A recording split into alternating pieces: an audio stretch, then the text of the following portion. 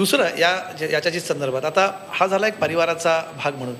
एक आरोप म्हणजे आजच जेव्हा तुमची पत्रकार परिषद झाली, युतीची घोषणा झाली, तर मुंबई भाजपकडनं एक ट्विट आलं जे आम्ही बघितलं. त्याच्यामध्ये म्हटलं होतं की BMC is not a family business. म्हणजे तुमच्या परिवाराचा पूर्ण फोटो त्यांनी ट्विट केला आहे. त्याच्यामध्ये तुम्ही आहात, तर तुमचा पूर्ण परिवार, राज ठाकरेंचा असा पूर्ण ठाकरे परिवार आहे, संजय राऊत त्याच्यामध्ये आहेत.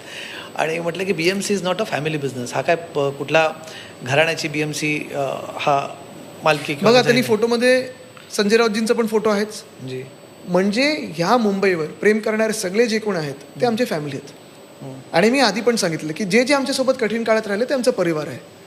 तर मुंबईत आमचे पारिवारिक नाती आहेत. तुम्हाला ती नाती जपता नाही येत. जी नाती आम्ही तुमच्याबरोबर बनवली होती, भाजपबरोबर बनवली होती, 25 वर्ष आम्ही तुम्हाला परिवार समजत होतो.